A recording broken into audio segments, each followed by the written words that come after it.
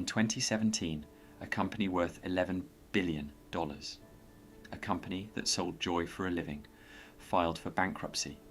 And the thing that killed it wasn't the internet. It wasn't Amazon.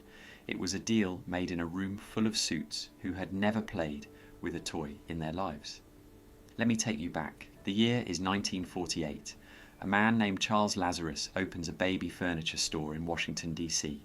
He's young, he's hungry, and he notices something interesting. Parents keep coming back, not for cribs, not for strollers. They come back for toys. So Charles does something smart. He pivots. He fills the store with toys, floor to ceiling, wall to wall, more toys than any kid had ever seen in one place. And it works. It works like crazy. By the 1980s, Toys R Us isn't just a store, it's an empire. They've got over 800 locations worldwide. They control roughly 25% of the entire US toy market. 1 out of every 4 toys sold in America goes through their registers. Kids lose their minds walking through those doors. That giraffe, Jeffrey, becomes one of the most recognized mascots on the planet. This is a company printing money. They're so dominant that toy manufacturers are terrified of them. If Toys R Us won't carry your product is dead. Hasbro, Mattel, Lego, they all bend the knee. Toys R Us decides what goes on shelves, what gets promoted, what kids are going to beg their parents for at Christmas. So what happened? How do you go from owning a quarter of the market to owning nothing? Here's where most people get the story wrong. They say Amazon happened. They say online shopping killed Toys R Us the same way it killed Blockbuster and Borders. And yeah, sure, e-commerce didn't help, but Amazon was the flu. What actually killed Toys R Us was a pre-existing condition. Let's go to the year 2000. Toys R Us is struggling, not dying, struggling. Walmart and Target have started selling toys at razor-thin margins. They don't need to make money on toys. They just use cheap toys to get parents in the door, and then those parents buy groceries, clothes, and electronics. Toys R Us can't play that game. Toys are all they've got. So what does the company do? They make one of the worst business decisions of the 21st century. They sign an exclusive deal with Amazon. In 2000, Toys R Us agrees to pay Amazon $50 million a year, plus a percentage of every sale, to become the exclusive toy seller on Amazon's website. The idea sounds reasonable, right? Let Amazon handle the tech. Let Toys R Us handle the toys. Everybody wins. Except Amazon doesn't play fair. Within a couple of years, Amazon starts letting other toy sellers onto the platform. They break the exclusivity agreement. Toys R Us sues them. They actually win the lawsuit in 2006. A judge lets them out of the contract, but here's the damage. For 6 years, Toys R Us didn't build their own e-commerce platform. They outsourced their entire online future to a competitor. And by the time they tried to catch up, it was 2006 and they were years behind everyone else. That was bad. But it still wasn't the killing blow. The real killer showed up in 2005. 2 private equity firms, Bain Capital and KKR, along with the real estate company Vornado, buy Toys R Us for $6.6 billion. It's called a leveraged buyout. And if you don't know what that means, let me explain it simply. These firms didn't use their own money to buy the company. They used the company's money.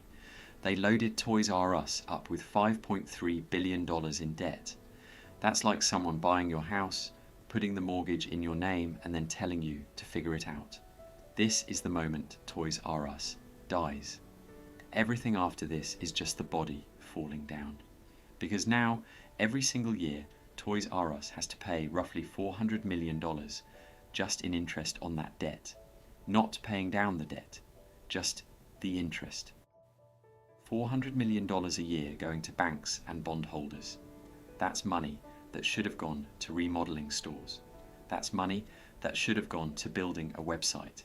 That's money that should have gone to making the shopping experience something special. Instead, the stores start rotting. the paint peels, the shelves get dusty, the lighting looks like a hospital from the 1990s.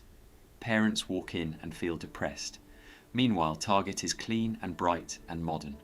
Walmart is cheap and convenient. And Amazon delivers to your door in 2 days. Toys R Us can't compete on price, they can't compete on convenience, and now they can't even compete on experience, the one thing that used to be their superpower. A kid walking into Toys R Us used to feel like walking into Willy Wonka's factory. By 2015, it felt like walking into a building that was waiting to be demolished. And still, the company could have survived. Other retailers have been leveraged and made it out. But Toys R Us had one more problem. Their owners didn't care. Bain Capital and KKR aren't toy people, they're money people. They'd already extracted hundreds of millions in fees from the deal, whether Toys R Us lived or died. They were getting paid either way, so when the company needed investment the most, it got nothing.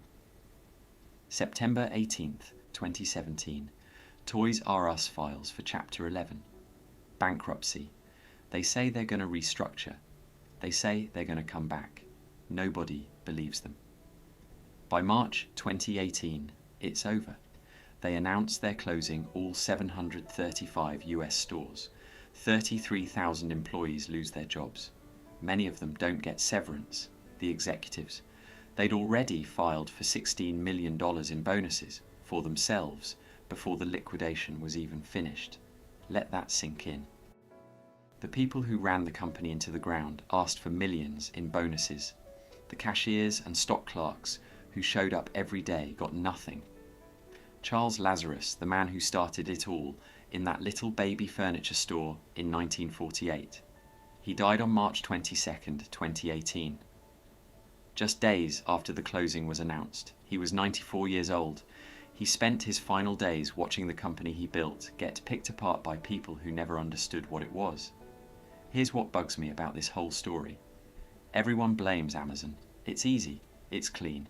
Big bad tech company crushes beloved toy store. Makes a great headline. But that's not what happened. Toys R Us was killed by debt. It was killed by a financial structure designed to make a small group of investors rich, even if the company collapsed. The leveraged buyout drained every dollar that could have been used to innovate, to compete, to survive. Amazon was in the room. Sure, but Amazon didn't pull the trigger. Private equity did. And here's the question I want to leave you with. Toys R Us isn't the only company this has happened to. Payless Shoes, Radio Shack, J.Crew, Sears, the same playbook. Load the company with debt, extract the fees, walk away. So the question isn't, why did Toys R Us go bankrupt? The question is, how many companies are being killed right now? The exact same way.